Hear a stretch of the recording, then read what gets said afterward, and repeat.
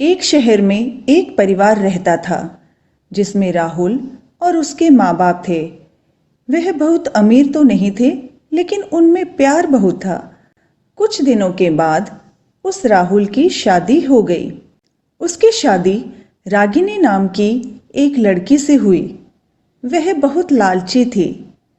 वह अपने पति को किटी पार्टी में जाने के लिए बार बार नए कपड़े और गहने लाने को बोलती थी। राहुल ने उसको समझाया, बराबरी वालों से ही दोस्ती करनी चाहिए, नहीं तो फिर बाद में पछताना पड़ता है। और अगर तुम महीने में 10 बार किटी पार्टी में जाओगी तो तुमको हर बार नए कपड़े और गहने कौन दिलाएगा। लेकिन वह अपने पति से ही झगड़ा करना शुरू कर देती थी और बोलती, अगर मैं नए कपड़े गहने पहनकर नहीं जाऊंगी तो मेरी सहेलियां मेरा मजाक उड़ाएंगी। तुम ज्यादा कमाने की तो सोचते नहीं, बल्कि मुझे ही रोकते रहते हो। इसके बाद वह अपनी सास के पास गई और बोली, माँ जी, आप मुझे अपने गहने दे दीजिए, मुझे किटी पार्टी में पहनकर जाना है। उसकी सास हैरान होकर बोली, हमारे समय में बहू अपनी सास को गहने रखने के लिए देती थी, लेकिन तुम मुझसे ही गहने मांग रही हो। उसकी इन हरकतों से सारा परिवार दुखी था। एक दिन रागिनी की सहेली स्वाति रागिनी के घर आती है। उसने आते ही रागिनी की सास से रागिनी के बारे में पूछा तो उन्होंने बताया कि रागिनी तो पार्टी में गई है।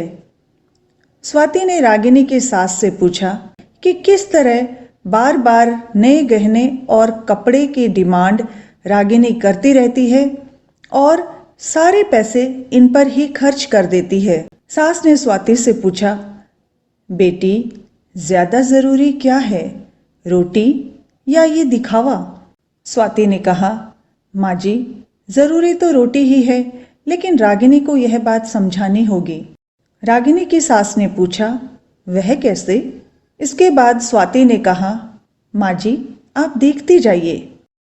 स्वाति के पास जितने भी नए गहने और कपड़े थे सब लाकर रागिनी के घर रख दिए और उनका सारा राशन और फर्नीचर लेकर अपने घर चली गई।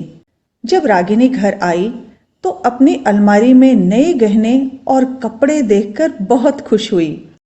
इसके बाद वह अपनी सास से बोली, यह किसके हैं।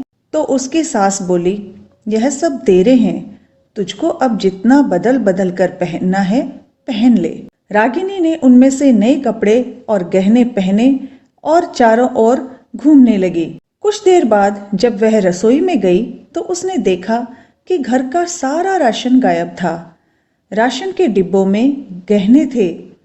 वह अपनी सास से बोली, माँ जी, यह क्या है, घर का सारा राशन और फर्नीचर कहाँ गया। उसकी सास बोली, बेटी, यह सब बेचकर ही तो तेरे लिए नए गहने और कपड़े लेकर के आए हैं, अब तू इनको ही बदल बदल कर पहन। रागिनी बोली, लेकिन गहनों से पेट थोड़ी भरेगा, खाना तो खाना ही पड़ेगा। तभी रागिनी की सहेली स्वाति भी आ गई। उसने कहा, जब पहले तुम्हारी सास ने तुमको समझाया तब तुम नहीं मानी, इसलिए हमने यह सब किया। अगर तुमको लगता है कि तुम्हारा पति पर्याप्त नहीं कमाता तो तुम खुद नौकरी क्यों नहीं करती। तुमको इन फालतू के दिखावे से बचकर अपने घर पर ध्यान देना चाहिए। अब रागिनी को भी अपनी गलती का एहसास हो चुका था।